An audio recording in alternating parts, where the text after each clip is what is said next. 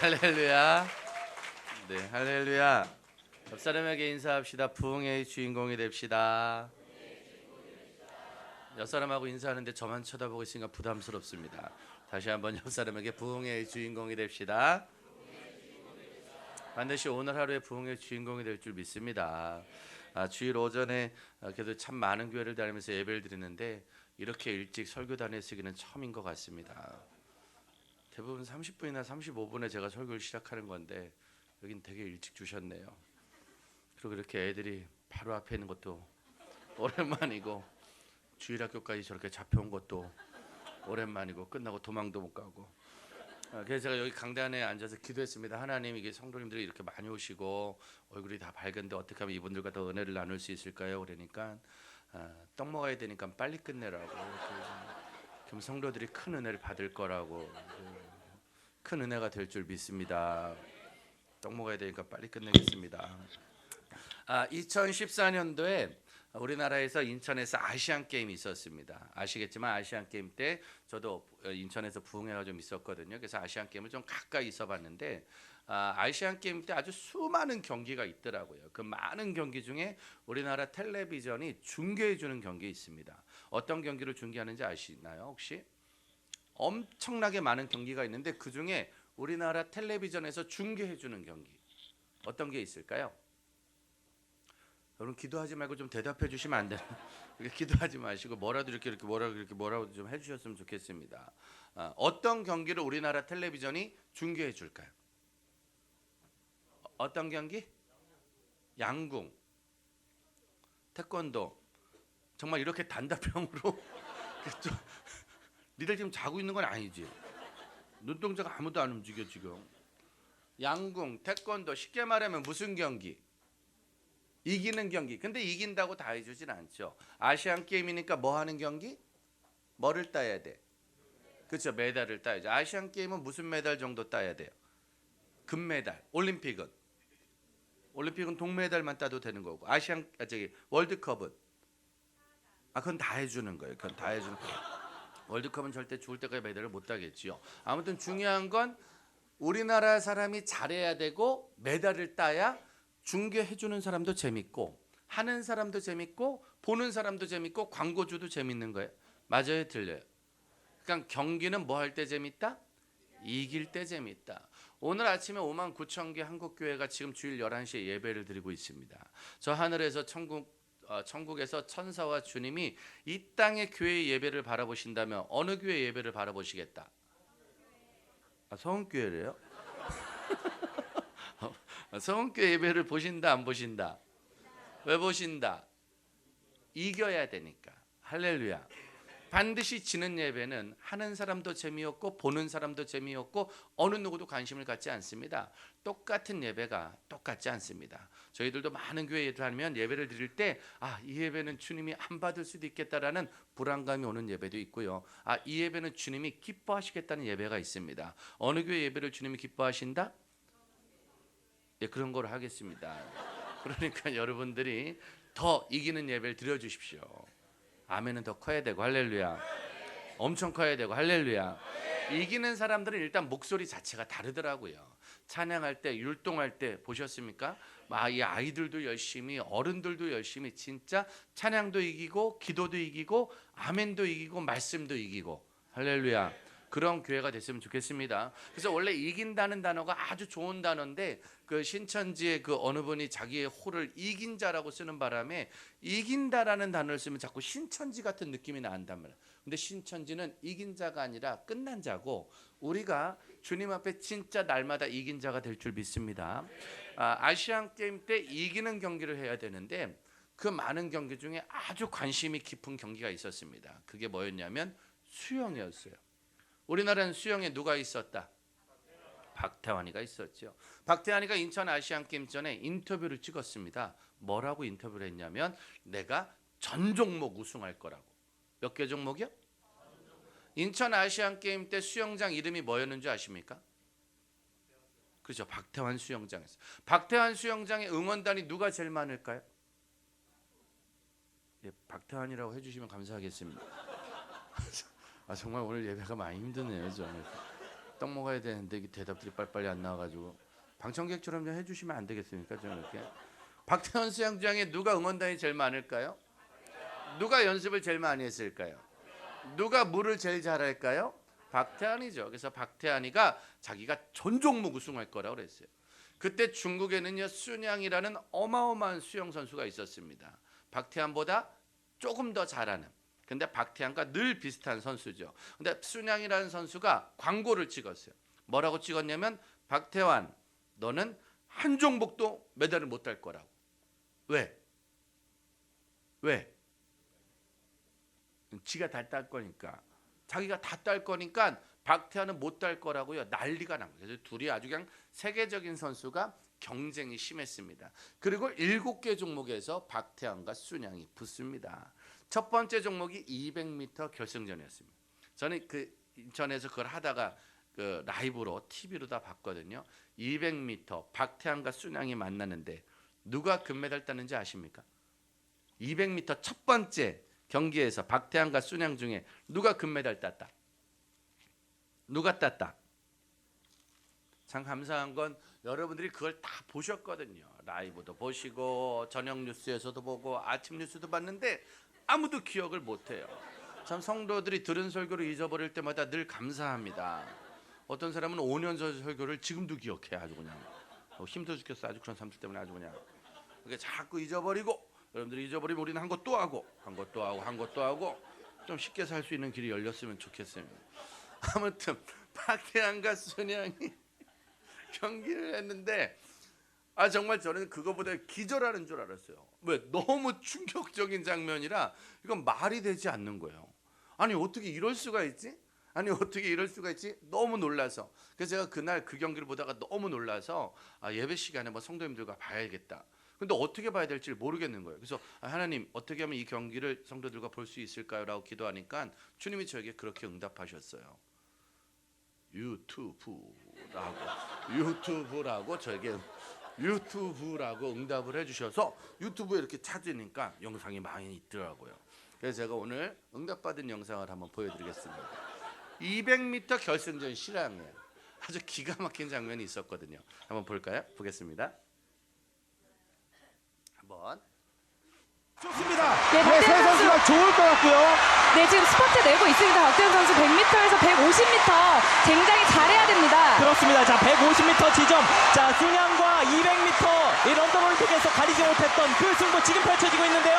자, 6레인에서 박태환이 조금씩 앞서가고 순양이 지금은 약간은 앞서 있습니다. 하지만 마지막 스퍼트를 기대해 봅니다. 자, 0초 04로 좁힌 박태환입니다.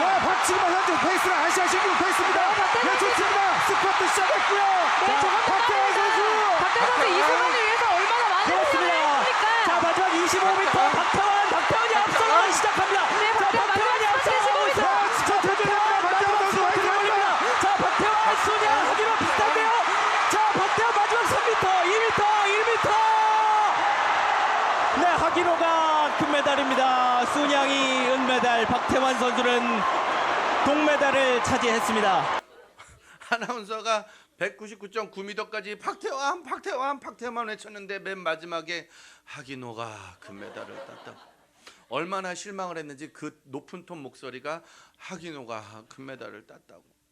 190.9m까지 누가 딸 줄 알았는데 박태환이 못 따면 누가 딸 줄 알았는데 순양. 그래서 아나운서는 계속 박태환과 순양만 불렀단 말이에요. 근데 맨 마지막에 듣보잡 이 듣도 보도 못한 잡놈이 갑자기 이름을 올려서 자기가 메달을 땄어요. 하기노는 그 당시 일본의 22살의 가장 어린 막내 선수였습니다. 하기노가 아시안게임 오면서 인터뷰한 걸 보니까 뭐라고 말했냐. 나는 나중에 박태환과 순양처럼 훌륭한 수영 선수가 되는 게 꿈입니다. 라고 말하고 지가 땄어요. 자기도 나중에 올림픽에 나가서 박태환과 순양처럼 금메달 따는 게 꿈입니다. 라고 말하고 자기가 땄어요. 아나운서는요 한 번도 그의 이름을 부르지 않았습니다. 그런데 마지막에 들어가니 이름을 부르더라. 옆 사람에게 인사합니다. 사람 팔자 아무도 모르는 겁니다. 사람 팔자 진짜 아무도 모르는 거야. 세상 사람들이 이 땅에서 아무리 이름을 많이 불러줘도 우리는 주님 앞에 서는 날 주님이 이름을 불러줘야 되는 거예요. 주님이 이름을 불러줄 때 게임이 끝나는 거지. 이 땅에서 아무리 초등학교, 중학교, 고등학교, 대학교 때 이름이 많이 불렸다고 이긴 게 아니라니까. 이 땅에서 아무리 좋은 집 사고 좋은 차 사고 아무리 많은 땅 가졌다고 이름이 불린 게 아니라니까요. 우리의 마지막 결승선은 주님 앞에 서는 날입니다. 총 7개 종목에서 박태환과 순양과 하기노가 결승전에서 만났습니다. 그 중에 누가 금메달을 제일 많이 땄을까요? 이제 찍기의 달인이 되셔야 됩니다. 이제 더 이상의 암기 과목은 끝났고, 자, 선택 장애에 걸리지 마시고 박태환, 순양, 하기노가 7번 만났습니다. 누가 금메달을 제일 많이 땄을까요? 누가 땄을까요? 하기노라고 하긴 참 자존심이 상하고, 박태환이라고 하긴 좀 불안하고, 중국은 사드가 있고, 아무튼 여러 가지 문제가 있습니다 지금. 3명 중에 누가 금메달을 제일 많이 땄냐면 하기노가 땄습니다. 하기노가 4개를 따고요. 금메달 4개, 은메달 하나, 동메달 2개를 땄지요. 은메달 2개, 동메달 하나. 인천 아시안게임 MVP는 이제 누가 됐을까요? 하기노가 됐죠. 옆 사람한테 인사하세요. 사람 팔자 아무도 모릅니다. 진짜 아무도 모르는 거야. 아시안게임 열리기 전만 해도 금메달 하나도 자신 못했던, 자기가 금메달 딸 거라고 말 한마디 못했던 선수가 끝까지 자기 길을 열심히 가니 MVP가 되더라. 여기 있는 아이들 가운데 과연 누가 이 시대의 MVP가 될까요? 모르는 거예요. 사람들은 그렇게 말해요. 얘들 중에 전교 1등 하는 애들, 얘들 중에 내신 1등급인 애들, 얘들 중에 아주 명문대학을 간 애들이 성공할 거라고. 물론 틀린 말은 아니에요. 틀린 말은 아닌데 사람들은 그것만 얘기하잖아. 부잣집, 아주 탁월한 외모를 가진 애들, 탁월한 달란트, 노래를 아주 기가 막히게 잘한다든지 운동을 어마어마하게 잘하는 그런 사람들이 금메달을 따고 그런 사람들이 MVP를 할 거라고 말합니다. 그런데 저는 잘 모르겠어요.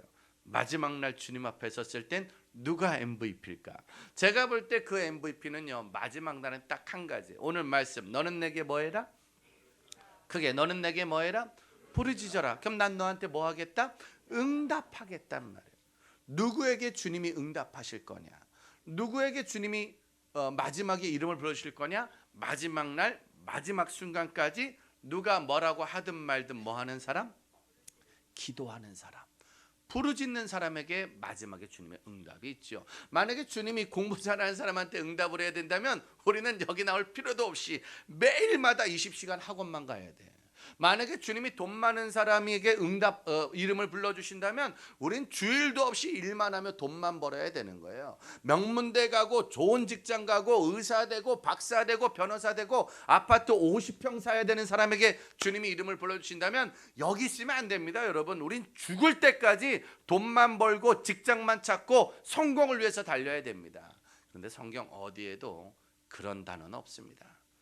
끝까지 나를 간절히 찾는 자, 끝까지 나를 사모하는 자, 끝까지 내게 아멘 하시는 거로 하겠습니다. 박자를 좀 맞춰주시면 감사하겠습니다. 힘들어 죽겠네 아주 그냥. 나를 간절히 찾는 자, 끝까지 사모하는 자, 간절히 부르짖는 자, 그 사람의 이름을 불러주신단 말이에요. 그래서 너는 내게 부르짖어라라는 가장 쉬운 단어를 우리에게 주신 거예요.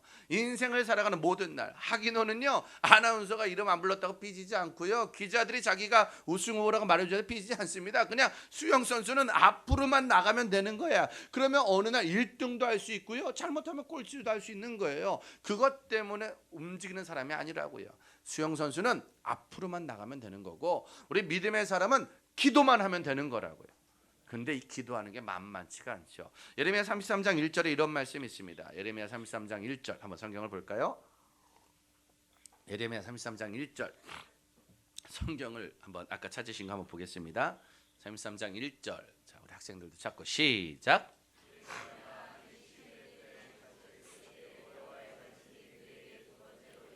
예레미야가 아직 어디 갇혀 있을 때? 시대 뜰에 갇혀 있다. 시대가들이 뭐예요? 감옥을 말하는 거예요. 예레미야는 복음을 전해요, 기도해요, 그리고 열심히 하나님을 전합니다. 그런데 지금 어디 갇혔다?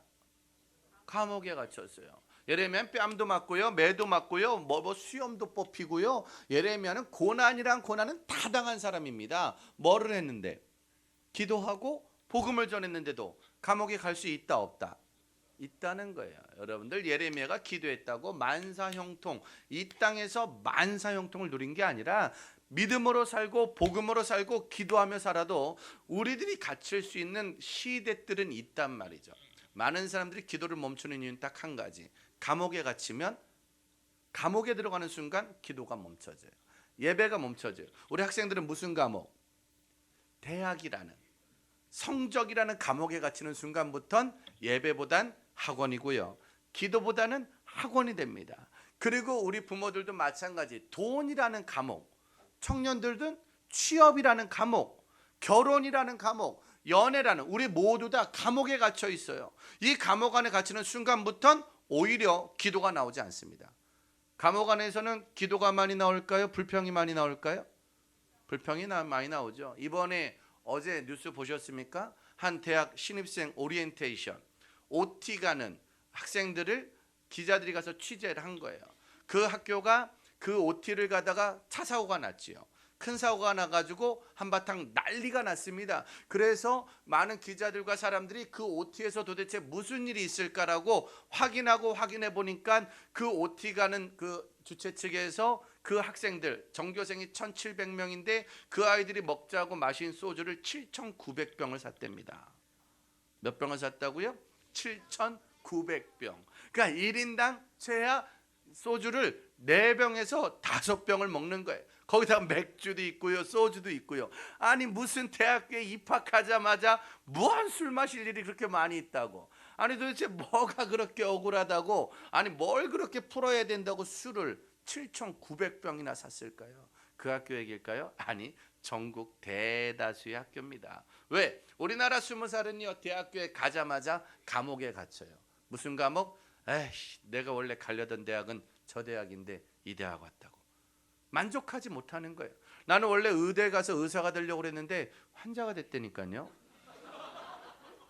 원래 경찰대 가서 경찰이 됐는데 거의 범인 수준이야 지금. 사회복지사가 되려고 그랬는데 사회복지사한테 도움을 받아야 되는 천. 아무튼 원하지 않는 대학을 간 거죠. 원하지 않는 과를 간 거예요. 그러니 이미 무슨 감옥? 생각이라는 감옥. 빌어먹을 대학교, 빌어먹을 과. 하필이면 많은 어른들도 마찬가지. 돈을 벌어요. 열심히 일을 합니다. 근데 남들이 돈을 더 잘 버는 것 같아. 남들이 더 잘 사는 것 같아. 그러니 직장을 다니면서도 내가 이 직장 때려칠 거라고, 내가 이 직장 때려칠 거라고, 이 장사 때려칠 거라고 매일마다 원망과 불평, 나만의 감옥에 갇혀 있는 거예요. 어떻게 모든 사람이 다 똑같은 직장을 다닙니까? 아니 어떻게 모든 아이들이 다 서울대를 가야 됩니까? 아니 어떻게 모든 사람이 다 그 직업을 갖고 있어야 돼? 사람마다 다른 거거든요. 그래서 하나님도 1달란트와 10달란트를 다르게 만드셨다고 말했잖아요. 근데 이 나라는요, 1달란트는 무조건 바보야. 너 공부 못하면 1달란트 돼, 너 뭐 못하면 저렇게 돼라고 그 1달란트를 욕하는 나라가 대한민국이라니까요. 그럼 무조건 10달란트를 너 무조건 거기 가야 돼, 너 무조건 이거 해야 돼, 집은 무조건 이거 사야 돼. 그렇게 10달란트로 몰아가니까 1달란트, 2달란트, 3달란트, 5달란트 정말 열심히 살아가는 학생들, 정말 열심히 살아가는 청년들이 늘 자괴감에 빠지는 거예요. 늘 많이 어려운 거예요. 공무원 시험 안 되면 내가 망한 것 같아. 무슨 직장 못 가면 내가 망한 것 같아. 아니 내신이 몇 등급이 안 되면 나만 바보인 것 같아. 아니 그 대학 못 가면 나만 바보 등신인 것 같아 라는 생각을 이 민족에서 자꾸만 어른들이 심어주고 있단 말이에요. 그러니 어떻게 돼요? 그 감옥에 들어간 순간부터는 기도를 못하는 거예요. 기도하면 뭐해? 공부를 해야지. 기도하면 뭐해? 돈을 벌어야지. 기도하면 뭐해? 저 직장을 가야지. 그러니요, 그 신입생들 입학해서 꿈과 비전과 낭만을 심어줘야 되는 그 시간에 술. 여러분들 매일 소주 맥주를 그렇게 4-5병씩 먹고 무슨 낭만이야, 무슨 꿈과 무슨 비전을 나눌 수 있겠습니까? 술도 못한 애들 소주 한 병만 먹어도 거의 막시 가는데. 그러니요, 온갖 범죄가 그 신입생 OT 안에서 일어나고 있는 거야. 말릴 수가 없습니다. 왜? 이미 감옥에 갇혔어요. 인생이라는 감옥, 세상이 바라보는 편견이라는 감옥, 그 과와 대학과, 그래서 이런 게 지방될수록 엄청 심해집니다. 물론 명문대도 마찬가지입니다. 어느 대학이든지 청년들이 그 감옥에 갇혀 있고요. 학생들은 이 밝은 애들이요, 이 괜찮은 애들이요, 자기 내신 때문에 자기를 평가합니다. 그리고 자기의 실력 때문에, 점수 때문에 자기 인생이 망한 줄 압니다. 어른들도 마찬가지. 집 때문에, 차 때문에, 땅 가진 거, 적금 때문에 자기 인생의 감옥에 갇혀버리는 거예요. 그래서 원래는 그 감옥에 갇히면 매일 술만 먹고 매일 욕만 하고 매일 화만 내야 되는데, 예레미야는 그 감옥에서 뭐 했다고요? 그 감옥에서 뭐 했다고요? 기도했다고요. 왜 그랬을까요? 예레미야가 시대들에 갇혔을 때 뭐가 임했다? 뭐가 임했다? 여호와의 말씀이 임하더란 말씀. 신기해. 화났는데 술 먹으면은 화가 가라앉을까요? 더 많이 화를 낼까요? 전 술집 아들로 20년 살았잖아요. 매일 술에 취한 아저씨들을 매일 보고 살았습니다. 그럼 이 사람들이요, 냅둬봐 화내려고 그러는 게 아니야. 근데 계속 화내. 알았어, 한마디만. 근데 100마디를 안 되니까 술 먹으면 통제력이 상실되거든요. 화를 내려고 술을 먹는 거예요. 꼬장을 부리려고 술을 먹는 거라니까. 짜증을 내려고 술을 먹는 거예요. 김 과장 죽이려고 술을 먹는 거라니까. 어쨌든 김 과장 죽이려고, 김 부장 죽이고 김 과장 죽이고, 누구 죽이려고. 왜? 화가 나 있는 상태예요. 늘 화가 나 있고, 집에 화가 나 있고, 일에 화가 나 있고, 학교에 화가 나 있고, 내 자신한테 화가 나 있을 때 나도 모르게 술 들어간단 말이에요. 그래서 술이 임하면 더 큰 화가 나고, 더 큰 분노가 일어나고, 더 큰 근심이 몰려드는 거죠. 담배를 피면 한숨이 나오는 거고요. 욕을 하면 더 큰 욕을 하고 싶은 거죠. 그래서 사람은 누구나 다 감옥을 가요. 감옥을 안 가면 일단 제일 좋지. 아무런 문제 없이 편하게 살고, 편하게 공부하다가 편하게 그 대학 가서, 편하게 직장 가서 편하게 사는 사람이 있으면 좋겠지만 그런 경우는 없습니다. 목회자들도 장로님들도 살다 보면 인생이란 감옥에 갇힐 때가 있어요. 목사님, 우리도 그래요, 안 그래요? 그렇다고 해주세요. 다리를 다치셨지 않습니까? 필리핀을 가야 되는데, 장로님들도 막 뛰어다니시는데 다리라는 감옥에 갇히신 거예요 지금. 아무튼 목회자들도 살다 보면 힘들 때가 있고, 장로님들도 살다 보면 장로님들 사업이라고 다 잘 되겠어요? 장로님들이 하는 자녀들이라고 다 착하겠습니까? 그렇지 않아요. 애 키우다가 감옥에 갇히고요, 사업하다 감옥에 갇히고요, 모든 일은 내 마음대로 되지 않습니다. 사람은 누구나 다 감옥에 가는 건데, 문제는 그 감옥에 갔을 때 뭘 선택하느냐 말이에요. 말씀이냐, 세상 친구냐, 술이냐. 엄마들은 그 감옥에 가면 만사 귀찮다고 드라마를 선택하세요. 엄마들은 만사, 도깨비 끝났다고 지금도 우는 엄마들이 있어. 공유가 주님인 줄 알고 계속 공유를 공유한다고. 공유야. 못 살겠어 아직 엄마들 때문에. 아주. 왜냐? 힘드니까. 만사가 힘드니까. 그러면 여러분들 절대 무기력에서 못 벗어납니다. 믿음의 사람은 죽이 되나 밥이 되나 말씀을 들어야 돼. 힘들고 어려워도 말씀을 들어야 돼. 말씀을 들어야 돼. 말씀 듣는 시간이 많아져야 되는 거예요. 애들은 선생님 말씀을 들어야 문제를 풀 수 있는 거고, 자녀들은 엄마 말씀을 들어야 건강해질 수 있는 거고, 성도들은 하나님 말씀을 들어야 이겨낼 수 있는 겁니다. 예레미야가 감옥에 갇혀서 화를 내려고 그랬는데 말씀이 들려요. 뭐라고요? 2절 시작.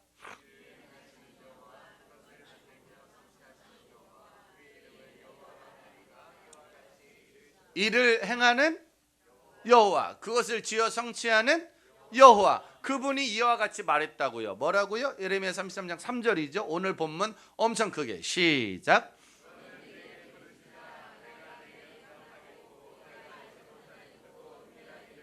너는 내게 뭐해라? 부르짖어라. 내가 너한테 뭐 하겠다? 응답하겠다고요. 이를 행하는 여호와, 그 일을 지어 성취하는 여호와, 그분이 나한테 응답할 테니 기도하라고. 감옥에 간 게 재수 없는 일인 줄 알았더니만 재수 없는 일을 누가 만들어 주셨다? 하나님이. 그 일을 통해 내가 할 일이 있다고. 우리가 지금 이곳에 있는 것은 하나님이 지어 성취하신 일이라고요. 여기까지 오는 것도 쉽지 않았습니다. 드라마상 그 극적인 분위기로 가는 게 쉬운 게 아니라니까요. 이거를 만들려고 누군가가 노력했듯이 하나님은 지금 우리의 앞날을 만들어가는 줄 믿습니다. 그러니요, 감옥에 간 거를 슬퍼하지 말고 그 감옥에서 하나님의 뜻을 찾는 일이 더 중요한 것입니다. 문제는 틀린 것보다 어떻게 하면 다음에 안 틀릴까를 선생님한테 배워야 되는 것처럼 지금 내가 돈의 감옥, 성적의 감옥, 취업의 감옥, 사람의 감옥, 인생의 감옥에 갇혀 있을 때 이 문제를 어떻게 하면 풀 수 있을까를 주님께 물어보는 게 더 중요한 줄 믿습니다. 그래서 이번 부흥회가 만들어진 줄 믿습니다. 그러면은 부르짖을 때 응답을 하신다는데 29장 볼까요? 29장 11절에 예레미야 29장 11절에 주님이 그렇게 말씀하십니다. 너희는 내게 부르짖어라. 그럼 난 너한테 응답할 거야. 그런데 왜 부르짖어야 되냐면 이유가 한 가지가 있단다. 그 이유는 바로 11절입니다. 시작.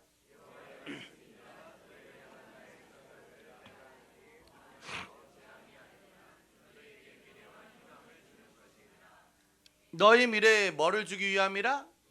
희망을 주기 위함이라. 내가 너에게 주려는 건 재앙이 아니라고요. 재앙을 주려는 생각이 아니라 뭘 주려는 거라고요? 평안이라고요. 평안과 희망과 제 성경책은 소망. 아까 우리 아이들한테 말했잖아요. 소망. 이 아이들에게 소망의 앞날이 있다고요. 여러분들에게 평안의 앞날이 있다고요. 세상은 자꾸 우리에게 뭘 준다? 재앙, 절망, 불안함을 주죠. 요즘 대한민국 청년들 대한민국을 뭐라고 부른다고요? 헬조선. 헬조선이 뭐예요? 지옥이라는 거 아니에요? 아니 어떻게 이 20살인데 이 땅이 지옥이야. 옛날에 초등학교 안 나오고 중학교 안 나오고 고등학교 안 나와도 앞날에 꿈이 있었는데, 앞날에 소망이 있었는데, 이민족 앞날에 희망이 있었는데, 전 세계에서 가장 가난하다는 대한민국도 앞날에 꿈이 있었는데, 전 세계 10위까지 올라간 대한민국이 도대체 뭐가 부족하다고 자꾸 절망이라고, 자꾸 평안이라고, 평안이 아니라 불안감이라고. 정치 얘기하면 옛날에는 안 그랬습니까? 경제 얘기하면 옛날엔 안 그랬습니까? 교육 수준 얘기하면 옛날엔 안 그랬겠습니까? 지금 이 시대의 가장 큰 문제는 불안감입니다. 자꾸 내 인생이 절망 같은 거야. 자꾸 우리 가정이 재앙 같은 거야. 그러니 기도를 멈추게 되는 거죠. 근데 말씀 어디를 봐도 네 앞날에 재앙은 없습니다. 네 앞날에 절망은 없습니다. 주님은 언제나 우리에게 뭘 주기 위함이다? 평안이다, 소망이다, 희망이다. 아까 여러분들이 나누셨잖아요. 평안, 하나님의 평안이, 소망, 하나님의 소망이, 기쁨, 하나님의 기쁨이. 이 노래가 그냥 매주마다 무한 반복으로 나오는 도돌이표 노래가 아니라 진짜기 때문에, 그 가사 안에 하나님의 말씀이 그대로 들어있기 때문에 이곳에서 여러분들이 누군가에게 평안이라고 말해줄 때 어떤 사람은 내 인생에도 평안이 있을까? 내 인생에도, 우리 학생들 중에 진짜 내 인생에 소망이 있을까? 아무리 해도 수학이 오르지 않고, 아무리 해도 영어를 오르지 않고, 거울만 보면 내 얼굴이 점점 엄마 닮아가고, 정말 이 모든 것 속에서 과연 내 인생에 수지 어머니 얼굴 보셨어요? 엄청 예쁩니다. 설현 어머니 몸매 아유 그냥 엄청 예쁘십니다. 어떡하냐? 아무튼 아버지 재산을 보면 소망이 아니라 절망일 수 있죠. 얼마 전에 어떤 재벌집 회장님 아들이, 이 나쁜 놈이요, 술집에서 술을 먹다가 종범뺨을 3대를 때렸어요.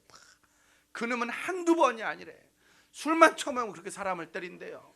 그날도 맞는 사람 옆에 있는 사람이 너무 억울해서 휴대폰을 찍었어요. 경찰이 고발했어요. 저놈이 나 때렸다고. 경찰서에 가니까 기자들과 경찰들이 와 있는데, 기자들이 그 재벌 아들에게 물어봐요. 도대체 지금 소감이 어떠냐고. 이게 한두 번도 아니고 이게 지금 도대체 뭐 하시는 거냐고. 소감이 어떠냐고 그러니까 그놈이 뭐라고 그랬냐면, 합의했습니다. 뭐 했다고요? 합의했다는 거야. 자기가 했을까요? 아버지 회사에서 누가 갔을까요? 아버지 회사에서 누가 갔겠지요. 늘 그랬답니다. 그놈이 사고 치면 아버지 회사에서 누가 가서 사고를 막아주는 거예요. 가서 보니까 그 아버지 회사에서 가가지고 그 매맞은, 그 뺨 맞은 종업원한테 1,000만 원을 줬답니다. 그리고 합의를 했다는 거예요. 진짜 나쁜 놈이죠. 제가 이 나쁜 놈, 어떻게 저렇게 사람을 술만 먹으면 때리냐. 저 아버지 진짜 자식을 어떻게 저렇게 키우냐. 저렇게 키워서 저 아들이 나중에 도대체 뭐가 될까라고 막 화를 내야 되는데, 마음 한편에 어떤 생각이 들었냐면, 3대 맞고 1,000만 원이면 괜찮은데? 편의점 알바에서 1,000만 원 모으는 게 쉽다 어렵다? 그때부터 그 형한테 한번 맞는 게 제 비전입니다. 그 형이 지나가는 곳에 찾아가서 이렇게 해가지고 3대만 맞으면 그럼 1,000만 원 맞는 거 아니요? 글쎄 내가 글쎄 그 생각을 하더라니까 글쎄. 저런 놈을 사회 정의로 없애야 돼 이래야 되는데 한 대 맞아보고 싶은데. 왜냐하면 우리는 천만원 만드는 게 쉬운 일이 아니니까. 이게 절망이라니까요. 어찌 보면 아니 어떤 놈은 아무리 사고 쳐도 엄마 아빠가 돈으로 다 해결해줘. 대학에 떨어졌는데 대학을 만들어주더라니까. 저번에 보셨어요? 그 정유라 자매가 덴마크에서 잡혔는데 하는 말이 자기는 학교도 안 갔는데 성적이 나왔대. 난 학교를 매일 갔는데 성적이 안 나왔는데. 자기는 말 타는 걸 별로 안 좋아하는데 말을 사줬대잖아요. 난 우리 엄마한테 강아지 사드릴 때 뒤집 뻔했는데. 이 세상의 기사를 보면 소망이 없어. 부모 잘 만난 애는 좋겠다. 영어 잘하는 애는 좋겠다야. 저 대학 다니는 애는 좋겠다. 공무원 된 사람은 좋겠다. 결혼 잘하는 사람은 좋겠다. 저 집 사는 사람은 좋겠다. 저 차 타는 사람은 좋겠다. 아니 이 땅은요 모든 단어가 절망입니다. 전교 1등을 해도 절망이라니까. 공무원이 되고 삼성전자를 다니고 의사 박사가 돼도 절망이라니까. 왜? 더 그 이상을 보게 하니까. 근데 하나님은 그게 없어요. 난 너한테 절망을 준 적이 없단다. 난 너의 미래에 희망을 주기 위함이지. 난 너의 미래에 소망을 주기 위함이지. 단 한 번도 네 인생에 절망은 없단다. 그게 바로 하나님의 말씀입니다. 근데 신기하게 그 말씀은 안 들어. 그 말씀만 안 들어. 신앙이 있는데 그것만 안 들어. 교회를 다니는데 그것만 안 들어. 그리고 계속 학교에서, 계속 직장에서, 계속 뉴스에서, 계속 SNS에서 절망적인 말들만 많이 하면 하나님의 사람이 하나님 말은 안 듣고 그것만 듣다가 결국 맞아, 교회 다닌다고 되겠어, 기도한다고 되겠어, 부르짖는다고 되겠어, 이 세상 다 똑같아. 그러면서 어떻게 하면 더 절망의 바다에 빠지느냐가 요즘 세상의 목적이죠. 12절에 그렇게 말씀하십니다. 12절에 시작.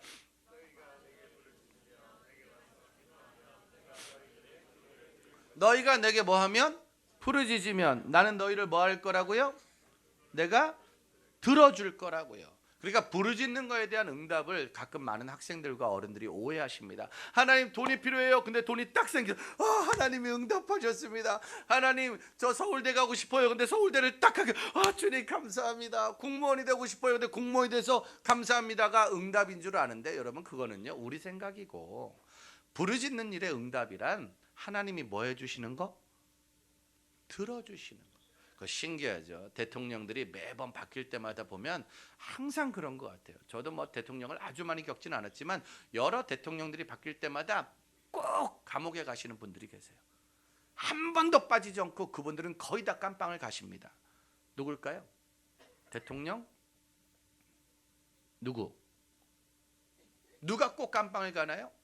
대통령 비서관들입니다. 대통령 비서관들은 늘 보면 매번 정권 때마다 감옥을 가더라고요. 대통령 비서관들은 힘이 있을까요? 없을까요? 결재권이 있어요? 없어요? 대통령 비서들이 도장을 찍어요? 그건 없어요. 대통령이 찍고 장관이 찍는 거예요. 그럼 대통령 비서들이 가지고 있는 최고의 힘은 뭘까요?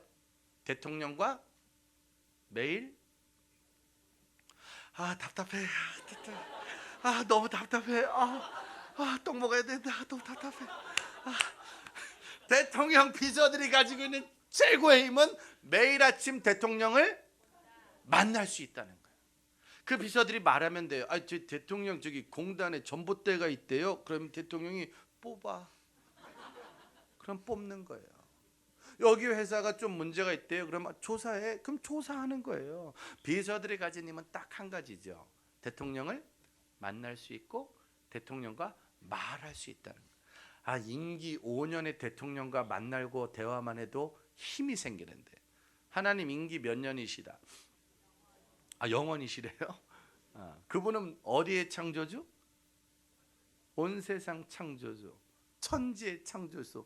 우리가 우리를 창조하신 분을 믿고 사는 건데, 아니 대통령 비서만 돼도 힘이 생기는데 하나님의 자녀가 힘이 없다면 말이 됩니까? 기도는 말하는 거예요. 기도는 우리 하나님께 말하는 거예요. 그거에 대한 결정은 하나님이 하시는 거예요. 시키는 것도 하나님이 하시는 거예요.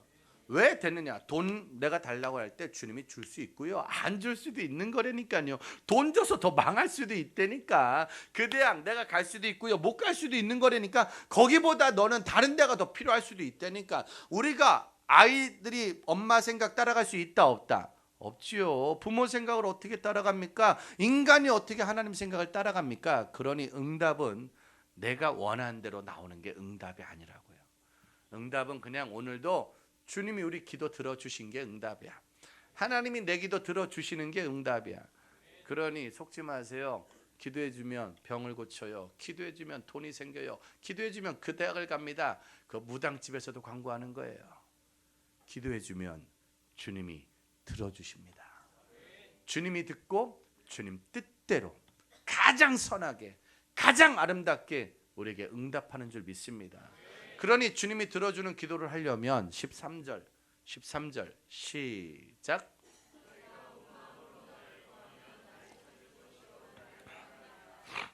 너희가 어떤 마음으로? 온 마음을 다해라. 나를 찾을 때 어떻게 찾아라? 온 마음을 다해서 나를 찾고 찾으면 내가 만나줄 거라고. 아무나 만나주시나요? 그분도 스케줄이 계실 텐데 아무나 만나지 않는다니까. 대충 와서 사람이 사람 만나 결혼하는 것도 대충 만나는 사람을 싫어하는데, 떡볶이 하나 파는 것도 대충 하는 사람 건 싫어하는데, 여러분들 저희 누나도요 보험하십니다. 우리 누나가 보험하는데요, 우리 누나한테 제가, 누나가 3개월 동안 보험 무슨 처음 훈련을 딱 받고 와서 저한테 1시간 반에 대해서 막 얘기를 했어요. 우리 누나가 저 보험 갔다가 교육 마치고 온 날 전 그날을 지금도 잊을 수 없습니다. 1시간 반 누나가 나한테 막 뭘 설명했는데 내가 암에 걸리겠더라고. 보니까 내가 암에 걸리겠더구만. 우리는 17,200가지의 질병에 노출됐다는 걸 언제나 잊지 마셔야 됩니다. 그러기 위해서는 우리에겐 신한생명이 필요하더라고요.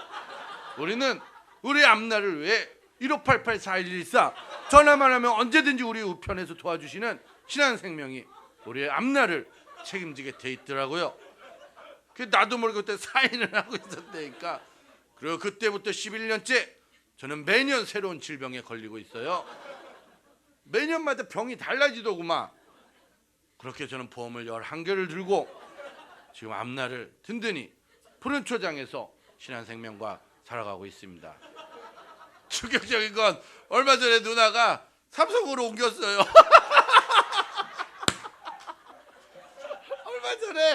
얼마 전에 삼성으로 옮겼는데 알고 보니 신한은 가짜더구만.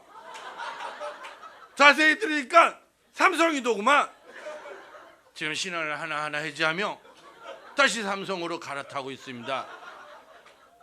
나도 어떻게 해야 될지 모르겠어. 이렇게 친누나를 어떻게 버릴 수도 없고.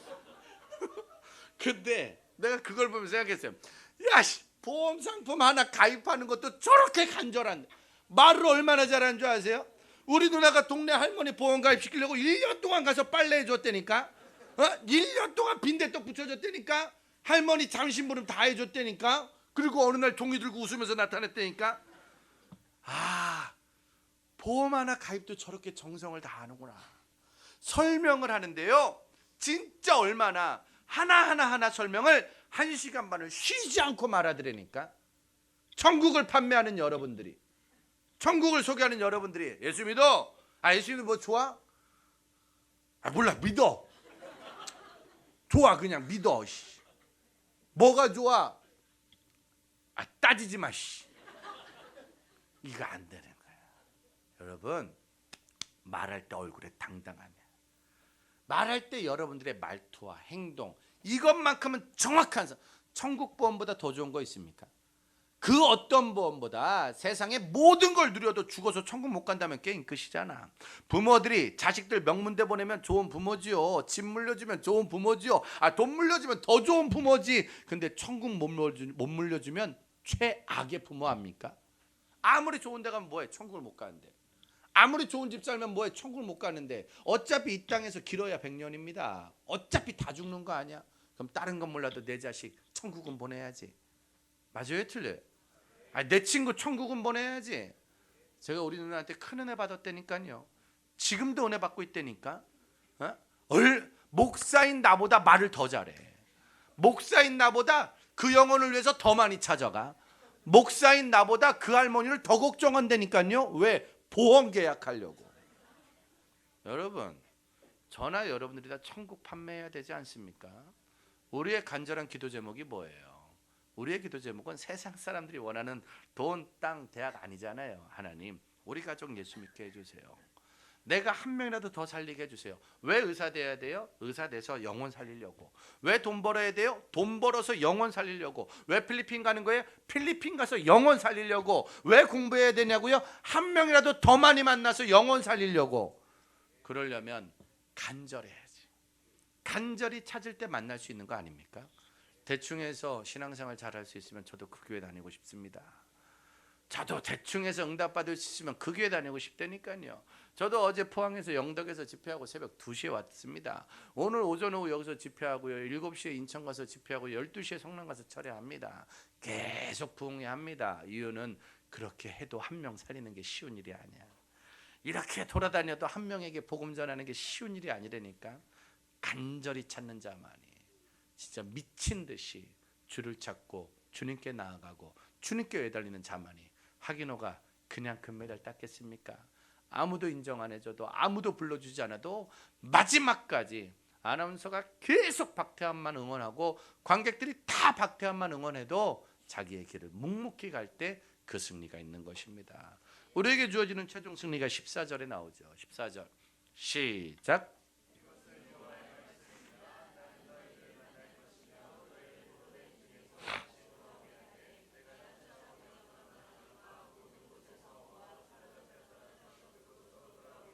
너희를 어디에서 다시 돌아오게 할 거라고요? 포로된 중에서. 그러니까 주님이 우리에게 주는 응답은 어떤 응답이냐? 포로된 곳에서 나오게끔 하신다는 겁니다. 우리는 아까도 말했지만 이 땅에 포로요, 죄의 수로 살고 있죠. 돈이라는 감옥, 성공이라는 감옥, 취업이라는 감옥, 성적이라는 감옥, 인물이라는 감옥 안에 갇혀서 늘 포로처럼 살죠. 돈을 벌어 주를 위해 살으려고 했는데 돈 벌다가 주님을 못 만나. 공부해서 주님께 영광을 돌리려고 했는데 공부하느라고 주님을 못 만나. 의사 돼서 주님께 영광 돌리려고 했는데 의대 다니라고 주님을 못 만나. 사업해서 돈 벌어서 하나님의 일을 하고 싶었는데 그 돈 버느라고 주님을 못 만나. 포로된 세상에서 살아가다가 결국 주님을 잃어버릴 수가 있다고요. 근데 주님 앞에 부르짖고 주님 앞에 간절히 나올 때 하나님은 어디에서? 포로된 그곳에서 나를 나오게 할 거라고. 하나님의 은혜 아니겠습니까? 고등학교 1학년 때 지난번에도 와서 말했지만 저는 믿는 집안이 아니었습니다. 저희 외할아버지는 충북 속리산에서 5분의 부처님을 모시고 계신 작은 사찰의 주지스님이셨습니다. 사찰 중에 개인 사찰을 가지고 계신, 물론 결혼을 하셨지요. 애가 많으셨어요. 우리 엄마는 그 집 첫째 딸이셨고요. 우리 할머니 무당이셨습니다. 어렸을 때 작두를 타시는 분이셨고요. 할아버지는 스님이셨죠. 스님이 왜 결혼했는지는 그런 종파가 있답니다. 스님이신데도 늘 고기 위주의 식생활을 하셨고요. 제 기억엔 치킨도 시켜 먹었던 거. 아무튼 그냥 그런 가정에서 우리 어머니가 첫째 딸로 태어났죠. 우리 어머니가 첫째 딸로 태어나서 그 집에서 초등학교도 안 나고 계속 집안일을 했대요. 힘들었을까요? 안 힘들었을까요? 어린 나이부터 계속 집안일을 하다 보니까 너무 사는 게 힘들어서 우리 엄마는 꿈과 비전이 하나였답니다. 이 집을 나가는 거야. 빨리 이 집을 나가야 돼. 근데 옛날 여자가 그 집을 나오는 길은 뭐밖에 없다? 시집 가는 거밖에 없죠. 근데 초등학교 못 나온 무당집 딸 어떤 남자가 데려간다, 안 데려간다? 데려가요, 안 데려가요? 안 데려가겠죠. 누가 데려가요? 그래서 할 수 없이 만난 분이 저희 아버지십니다. 우리 아버지는 충북 속리산에서 고아로 태어나셨어요. 그러니까 태어나자마자 고아가 되셨대요. 그래서 큰아빠랑 두 분이 어릴 때 고아가 돼서 학교를 못 다니고 남의 소장농 일을 하셨답니다. 초등학교 못 마치고 충북 속리산에서 남의 소장농 일을 매일 하다 보니까 초등학교 못 나오고 부모 없고 남의 밭일 하는 사람한테 누가 시집 온다 안 온다? 안 오죠. 그래서 우리 아빠 나이 30살까지 결혼을 못 한 거예요. 그래서 30살 때 어떻게든 장가는 가야겠고, 우리 엄마 나이 20살 때 어떻게든 시집은 가야 되겠고, 그래서 소개로 만나서 결혼했답니다. 옛날에 50년 전에 10살 차이 커요, 작아요? 큰 거죠. 그러니까 내가 보기에 사랑으로 결혼한 건 아닙니다. 제가 우리 엄마한테 물어봤어요. 엄마, 아빠를 사랑하셨어요? 아직도 대답을 안 하세요. 지금도 묵비권 행사하시면서 자세한 건 나중에 알아요. 아무튼 그러면서 두 분이 결혼했는데 문제는 두 분이 그렇게 결혼해서 속리산에서 충북 청주란 곳으로 이사를 오셨어요. 청주란 곳에 와서 초등학교 못 나온 아버지가 할 수 있는 일은 노가다밖에 없었지요. 우리 아버지 막일을 하셨고요. 우리 어머니는 할 수 있는 일이 없으니까 포장마차를 하셨습니다. 그렇게 해서 어머니는 포장마차, 아버지는 막일을 하면서 돈을 모아서 두 분의 꿈과 비전대로 청주 북부시장이라는 곳에 작은 룸을 월세로 얻어서 술 장사를 시작하신 거예요. 그게 그분들이 할 수 있는 제일 훌륭한 일이었죠. 그러니까요, 그렇게 두 분이 술 장사를 한 거예요. 두 분이 결혼하고 두 분이 술집을 한 건 저는 관여할 바가 없습니다. 두 분의 인생이니까 굳이 그분들한테 제가 왜 그랬냐고 말할 필요가 없죠. 그분들의 인생이니까. 다만 충격적인 건 절 낳았다는 사실입니다. 저는 원래 그 집에 태어날 생각이 없었다고요. 저는 원래 이건희 회장님 막내 아들로 태어나려고 제가 오래전부터 계획을 세웠고 정주영 회장님 둘째 아들이나 아니면 최순실 그건 아니고 아무튼 그렇게 아무튼 내가 어쨌든 원하는 집안이 좀 있었단 말이야. 나도 최수지 오빠로 수지 오빠로 태어나든지 그냥 설현 남동생으로 태어나든지 설현을 매일 볼 거 아니야.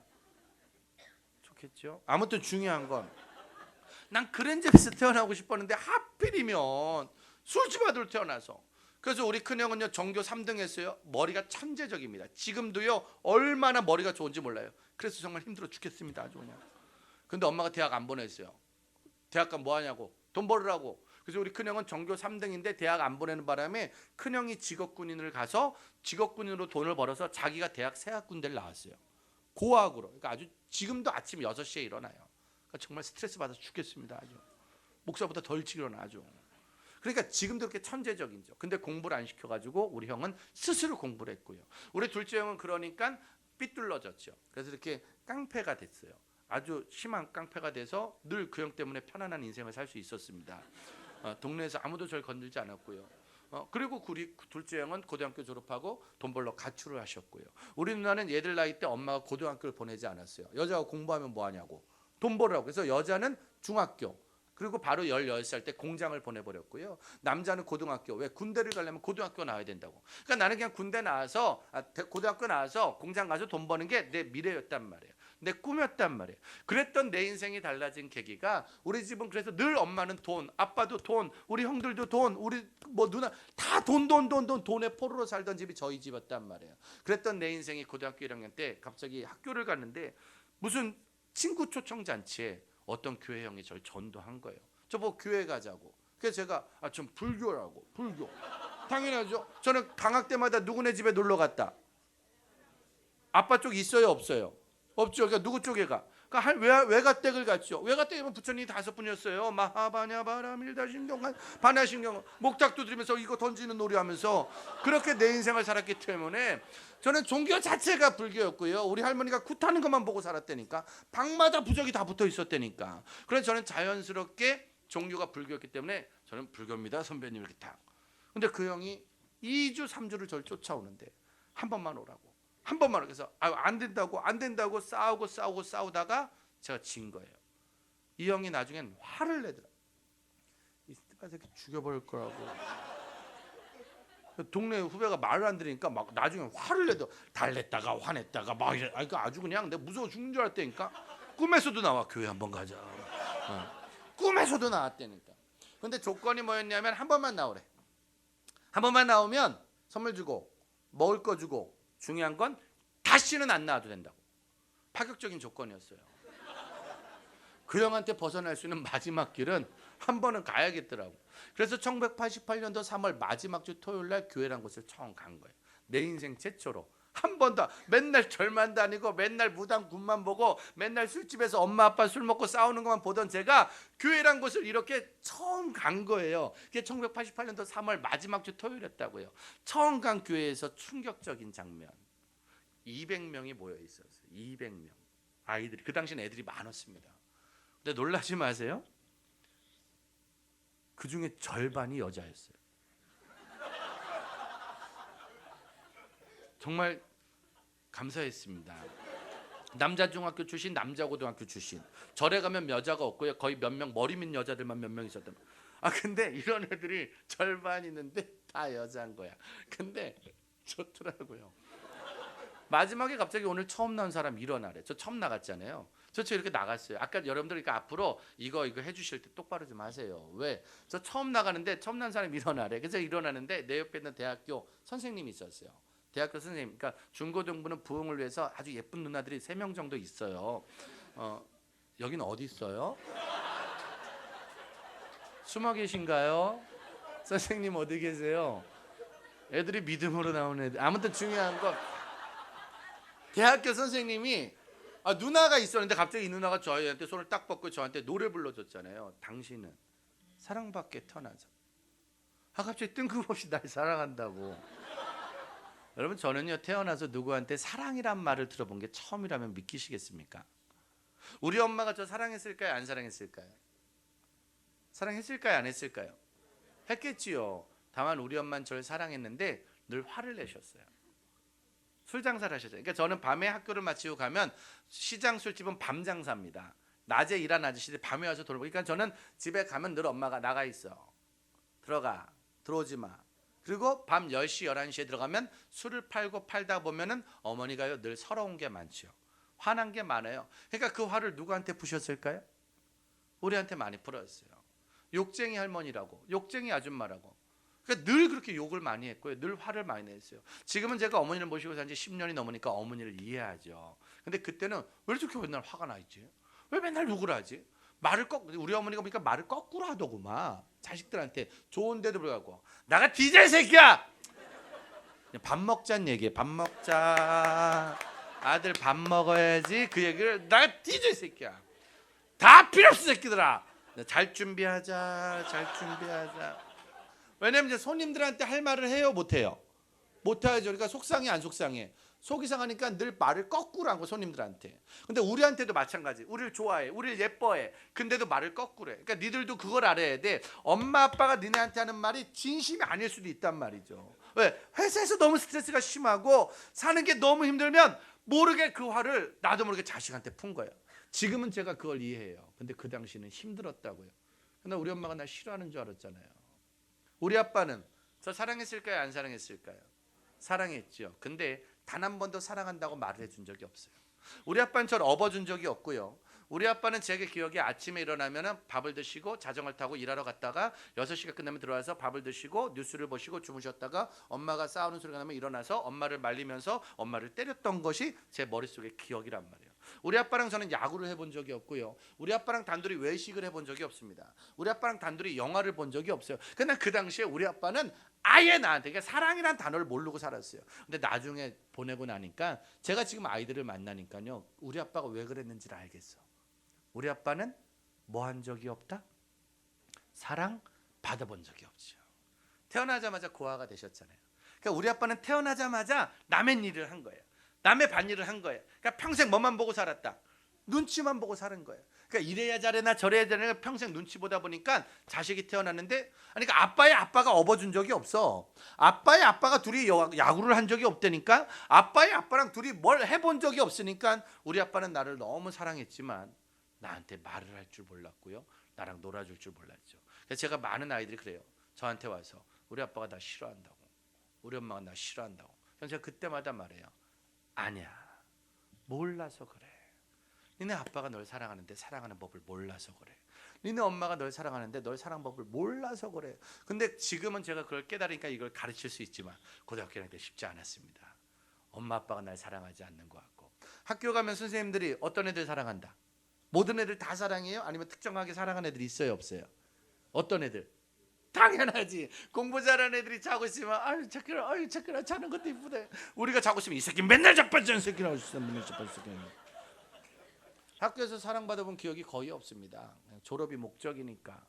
동네 깡패한테도 사랑을 받겠어요. 사랑은 받는데 맨날 돈만 달라고 그러지. 그러니까 저는요 제 기억에 사랑이란 단어를 처음 들어본 게 교회입니다. 아까 여러분들 소망, 기쁨, 평안 이거 아무나 쓰는 단어가 아닙니다. 맨날 먹고 살기 힘들어 죽겠고 아주 나가 뒤져야 되고 뭐 해야 된다고 그런 말만 듣다가 교회에서 그걸 딱 봤는데 그때 제 안에 충격이 온 거예요. 아, 내가 사랑받기 위해 태어났구나. 그냥 거기서요 그냥 그것도 그 이쁜 누나가 그것도 남자 선생님이었으면 바로 뛰쳐나왔을 수도 있을 거예요. 그 이쁜 누나가 날 사랑한다고. 넌 사랑받. 그러니까 거기서 제가 마음이 무너진 거예요. 그리고 그때부터 그 다음 날부터 조건 없이 교회를 다니게 된 거예요. 나한테 전화해주고. 그러니까 나한테 관심 가져준 사람은 처음 봤어요. 토요일날 오라고, 주일날 오라고. 이걸 해주는데 그 미치는 거지. 그러면서 다니다가 여름 수련회에 가서 주님을 만나게 됐습니다. 그리고 나서 29년이 지났네요. 올해로 이제 29년 차가 되었습니다. 저희 집은 그 돈의 포로에서 풀려나는 가정이 됐죠. 교회 갈 때마다 선생님이 니네 엄마 아빠 놓고 기도하라고, 니네 집 놓고 기도하라고, 네 미래 놓고 기도하라고. 왜? 계속 기도를 시켜요. 그걸 해야 치킨을 주셨습니다. 치킨을 먹는 일이 참 쉽지 않았습니다. 그 누나가 시키는 건 오직 기도만 하라고, 우리 선생님 맨날 기도만 하라고. 그때는 그 기도가 다 가짜인 줄 알았는데 지나고 나니 참 지난번에 말했죠. 저희 가족 19명이 예수 믿는데 그 큰형수가, 그 제일 핍박받던 큰형수가 이번에 신대원 졸업해서 강도사가 돼서 드디어 개척을 합니다. 우리 큰형님이 제일 큰 IS 대원이라고 그랬죠. 어젯밤 11시에 우리 큰형한테 전화했습니다. 형 뭐뭐뭐뭐 전화했더니 큰형이 하는 말, 끊어, 내일 새벽 기도 가야 돼. 교회를 다니시고 새벽 예배를 다니십니다. 신기하죠. 이제 한 명 남았습니다. 우리 둘째 형만 잡으면 저희 집은 올백 복음합니다. 29년입니다. 목회자가 5명이 생겼고요. 저도 대학에 가서 교수가 됐고요. 우리 엄마 술 장사하는 여자가 10년 전에 세례받아서 지금은 매일 예배를 드리고, 어제 엄마랑 통화하는데 야, 네 형수 개척한댄다. 야, 개척하기 전에 우리 엄마가 얼마나 괴롭혔었는데, 얼마나 교단과 핍박했는데 29년 만에 포로된 집안에서, 술의 포로요, 돈의 포로요, 싸움의 포로된 집안에서 이제는 복음의 포로요, 행복의 포로요, 사랑의 포로요. 누구보다도 가장 많이 사랑을 나눌 수 있는 가정이요, 누구보다도 가장 많이 기도해 줄 수 있는 가정으로 변하고 있더라. 그렇게 변하게 된 계기가 저가 여름에 그 수련회에서 만난 충격적인 예배였죠. 어떤 예배였냐면 오후 예배 때 이어서 하도록 하겠습니다. 안 나오시면 궁금하실 거예요. 엄청난 일이 있었거든요. 떡 먹고 다시 만나도록 하겠습니다. 정말 궁금하실 거예요. 자세한 건 잠시 후에 다시 하겠습니다. 기도하겠습니다. 우리 잠깐만 같이 한번 1, 2분만 기도할까요? 아이고, 저는 너무 좋습니다. 오랜만에 11시 예배 드리는데 마음이 편하네요. 저 작년에 부흥회 720번 했습니다. 근데 제가 주일 오전 11시 예배 다닐 때마다 늘 그런 생각합니다. 답답하다. 기도와 예배가 하나님이 기뻐하는 것보단 사람이 기뻐하는 게 더 많구나라는 안타까움이 있는데, 오늘 시작부터 끝날 때까지 주님 참 좋아하시겠구나. 아무런 사람이 주인공 되지 않고 찬양 받으시기 합당하신 분, 기도 받으시기 합당하신 분, 주님이 영광 받겠구나. 좋은 교회를 다니는 건 축복이겠죠. 사랑하는 성도님들이 우리 시간 같이 한번 기도합시다. 하나님, 저희 가정에도 포로된 자들이 있습니다. 저에게도 감옥이 있습니다. 이 감옥에서 벗어날 수 있도록 도와주십시오. 이 감옥에서도 말씀이 들릴 수 있도록 도와주십시오. 이 감옥에서 이제 새롭게 시작할 수 있도록 도와주십시오라고 우리 시간 같이 한번 2분만 기도하겠습니다. 하나님 아버지, 감사합니다. 우리가 부족합니다. 여러 가지가 연약합니다. 할 수 있는 것이 참 많이 적습니다. 하나님 은혜 가운데서, 하나님 은혜 가운데서 새롭게 시작하게 하시고, 주님